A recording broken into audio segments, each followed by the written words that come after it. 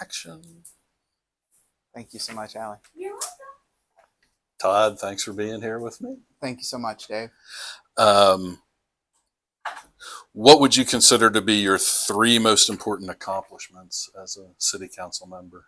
There's a lot to choose from. I'm going to pick the very first thing that I worked on. Whenever I ran for city council in 2020, we knocked on 10,556 doors, and heavily knocked in the Rocky Brook area, Camelot, and just throughout our door knocking, there was a constant noise that was coming from the West Fraser sawmill. And whenever we door knocked in Camelot, that was the number one issue, and it was an issue that had been happening for years, and nobody had any solution or any real relief to it. So I talked to him and I told him I was going to be persistent about it. I was going to make sure that I followed up and asked questions, talked to the mill, see what we could do. But that's easy to do as a candidate. Whenever I first came into office and I had my first meeting with Mayor Fuller, that was the very first thing I talked about. I said, this is a constant thing. And it wasn't just going until 7 p.m. It was going until 3 in the morning. Oh, wow. And sometimes it went 24/7. COVID was happening. They were trying to make up for a lot of lost time and manpower. And it wasn't just me. Mayor Fuller is a great unifier and galvanizer. And he got with myself, the economic development team, talking to people at the sawmill and bringing us together and trying to find a solution for it. We were able to find a solution. It's all the credit goes to West Fraser, the sawmill, and what they did was their debarking tumbler was the thing that was making the most noise. So built a facility around it, encapsulating it to keep a lot of the noise. And the difference is overnight. It's one of those things where it happened very early on in my term, and I think people have been used to living with so much peace and silence at this point that they forget that it was ever an issue. But that was the very first thing that I tackled. That's one of my proudest accomplishments because very tangible. Yes, very first thing. The second thing I would say is the roundabout at West Point Parkway and Sportsplex Parkway. If you all remember, before then, it was just a T in the crossroad, and no one could get to the Sportsplex from the interstate unless going around. But whenever they created that passway through the Sportsplex Parkway, it created a pretty dangerous situation. There were only two-way stop on the interstate and Sportsplex Parkway side, and it was no stop for anyone on West Point Parkway. And we had so many accidents there. I remember. At that time, I reached out to Chief Shane Healy, the chief of the police department, and I got a police report on from 2014 to 2022 how many accidents. There were 40 accidents there, and within that time frame, and but tragically, there were 2 deaths there. There was one that happened in April of 2020 before I took office. And then there was another accident that happened there in March of 2022. And, I had been asking for a 4-way stop there, but I was given reasons of why it couldn't happen. I remember the day that the accident happened where the gentleman died. I heard it from my house. I live in Hidden Lakes. Oh boy! And I had emailed the mayor the Wednesday before. I had talked to him on the phone the Friday before, and that accident happened on a Monday. It was an 85-year-old man. He was transported to the hospital in Columbus, and he died a week later. And for someone like me who's been in combat, as led soldiers that's been killed in combat, that's a tough loss to take. I remained persistent on it for about a year. I was calling the city hall. I was talking to the mayor. I was talking to President Eddie Smith and trying to get some resolution there. We had the traffic circle was planning on coming, so I had asked for an expedited engineering plan so we could get that rolling a little bit quicker, but more importantly, that 4-way stop. And so I called Eddie and I told him I had my limit with it. And by that afternoon, they had a 4-way stop there. And since that day, there hasn't been a serious accident with an injury included in it. And I'll just put it this way: the last 3 traffic accidents that happened in that and on that intersection, all three vehicles came to a stop on their roof. I mean, it was very, very dangerous. So I was very, very proud whenever we were able to accomplish that. And of course, the roundabout came in, and people aren't happy about I roundabouts, love but they roundabouts. were happy about that one. They were happy about that one. And the engineering team did a great job. That's, again, a collaborative success for Ward 5 and really what we're doing and what we're trying to create. The third thing is the new addition to the outdoor pool for the Sportsplex. I grew up in Illinois being a lifeguard and learning that responsibility from a young age. And I know that I work out at the Sportsplex a lot and do a lot of swimming. And I know that it's easier to swim outside than it is inside. And to have that ability to have more opportunity for families to go, from, parents to lay out, or teenagers, and to also have a pool and a larger splash pad. It was a great addition. I took the opportunity, both George Allen from Ward 1 and I got together and talked about it, because we were the two council members that had, a public pool in their wards. And so we partnered together. We went to the aquatic feasibility studies. We went to the meetings. We were heavily involved in the process, and we were able to find not just a success for one of our wards, but for both of our wards. So it was kind of like a win-win-win for us. And so, yeah, those are the ones that stick out in my mind of my top three successes. Mm-hmm. But ask me next term. I'm sure we'll You'll have have some more. three There's more. things we're Right. working on, but they're not done yet. We're here at the Opelika Chamber, and of course, your wife Allie's the boss. Yes, sir. What kind of synergies arise between you being on the city council and her being in charge of the chamber? And then the follow-up question to that would be, are there any sort of conflicts of interest where, like, you have to vote on the budget for the chamber, or do you end up abstaining on those votes? Yeah. I mean, that's a great question. And it's a question that I get all the time. Yeah. I think people are just kind of curious of how our lives kind of evolve Right, and work right. around this, and also the conflict of interest part. So, of course, Allie and I, we found each other, our love for each other, in leadership in the Lord.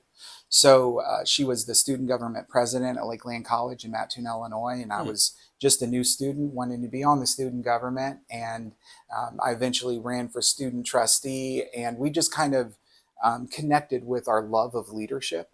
And so we both knew that no matter where we went in life, we had our own dreams, but we also made it an important part to help each other accomplish our dreams. And we have displayed that in our community with how we work and how we work together. Especially, I tell people all the time, I'm a city councilman twice a month, on the first and third Tuesdays, and from about 6 to around 8. And during those times, I take my job very, very seriously. With knowing the hurdles that come up with having a chamber president as my wife and being a city councilman for a municipality, it's that public service component. There are clear lines. So I had reached out to President Eddie Smith beforehand. We had talked about all this. As an elected leader, you're more than likely going to have conflict of interest come up. I mean, take Auburn, for example. The chamber president is, one is a chamber president and the other one is a state senator. So this comes into account, but you also can't sacrifice one for the other, and that's just the pursuit of democracy. So I reached out to President Smith, and I wanted to make sure that I did not have to abstain from the budget. We only have two main jobs, and as a city council members, one is to approve the budget, and the other one is to appoint citizens to boards and committees within the city. So the contract that comes in through the chamber, obviously, it is, concerns the payment and the money that goes into the Chamber of Commerce. So on that, I do abstain. I follow very closely with the Ethics Commission for the state of Alabama.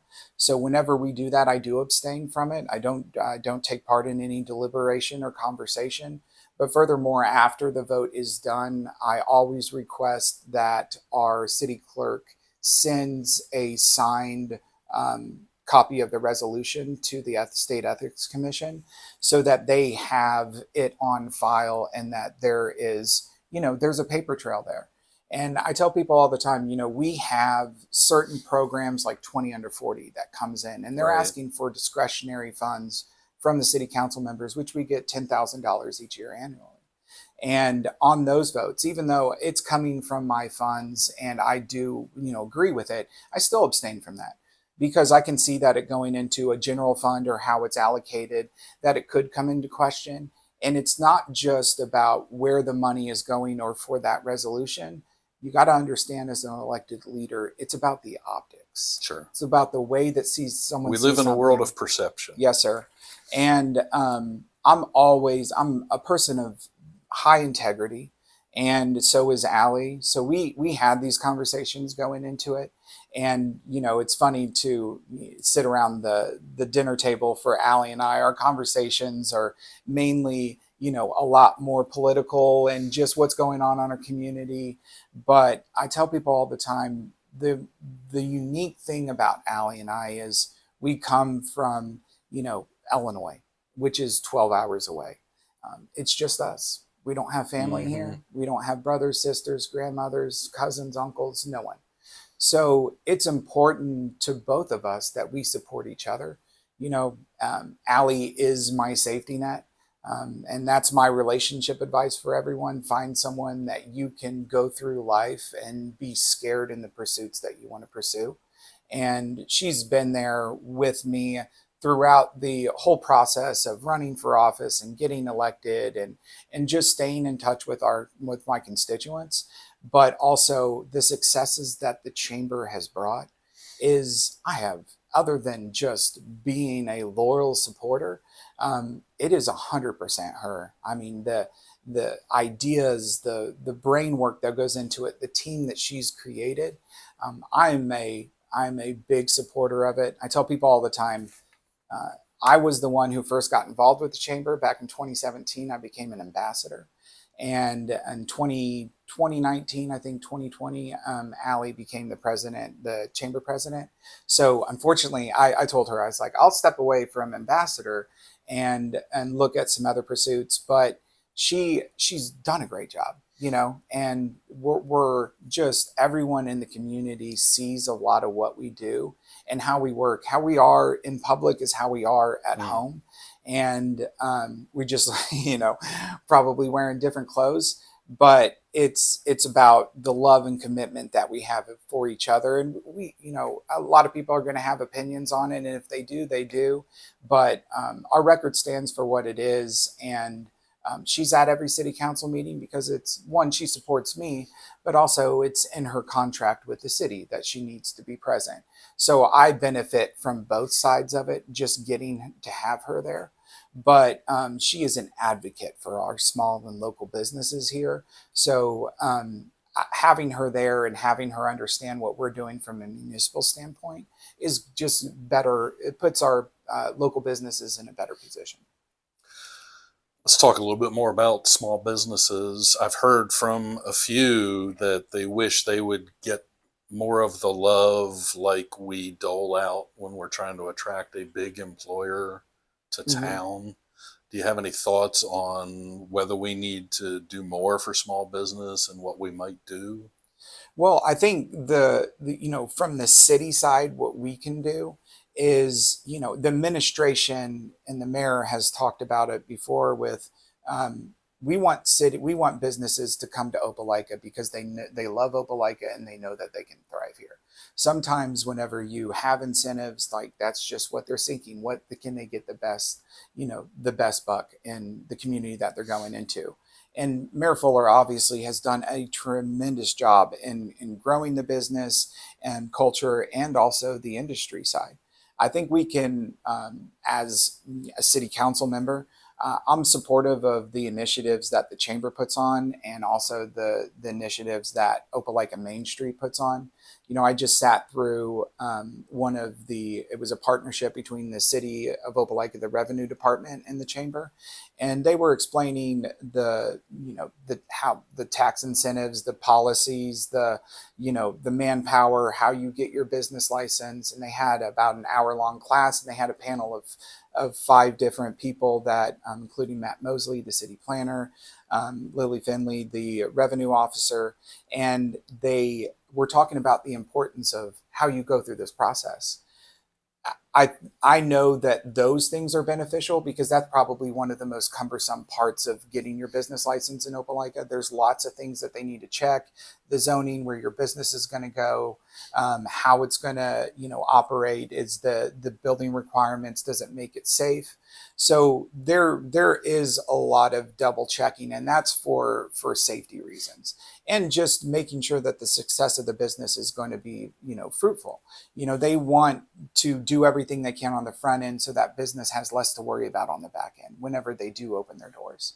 But for what the chamber does and some of the opportunities that they offer in marketing, and those can only be reached by a chamber of commerce. Those are the specialties that they are able to bring in. I know the city has partnered with OIDA, the Opelika Industrial Development Authority, and providing small business grants for new up and coming businesses. I think we can do more with entrepreneurship, and people have lots of ideas of what they want to start with a business, but duplication of resources is hard, and also services will create a business to not have as much boom as it needs to. And competition is good, but in some areas, focusing on what you're doing and how you can serve that business better is those things can kind of get torn between, I know this person or I know that. So I think we can do more in entrepreneurship and support of our It's a pretty good businesses. university right down the road might have an entrepreneurship program. Absolutely. And I know, I worked at the Community Foundation. We use them for a lot of like marketing, nonprofit event stuff. And you're right. There is that opportunity there for that as well, which I think is something good for us to look into and take part in. And it's just looking at all avenues. We look at very much on what we can, everything that we do, and all the opportunities that we provide are for the businesses, are for the people, and are for the tourists that come here. There's a fellow running for one of the other wards who's talked about what the city charges for an alcohol license and an alcohol tax being astronomical relative to what the state charges. I haven't researched that myself, but is that accurate? I'm not sure on what the difference between what the state charges. We had an issue with one of our local businesses early on in the term, I think somewhere in 2020, 2021. Cracker Barrel wanted a business license. And people see Cracker Barrel as mainly a kind of a family restaurant. And I was for it. I'm a small government type of person. So I believe that if someplace wants an alcohol license and, there are no issues legally or through law enforcement, that everyone should have the opportunity to grow their business. So I was for it. There were a couple council members that were against it or that needed more information. So it required them to come back before the council. But, and I've had other businesses that have asked me about the opportunity to get a business license or the alcohol license and how that would affect their business. And each one has to seek that, individually. But I think it's fair. I know that for what we see in the, what provides to our community, the law enforcement and everything, and the oversight, I do think it's fair, but I haven't compared it to the state side. Gotcha.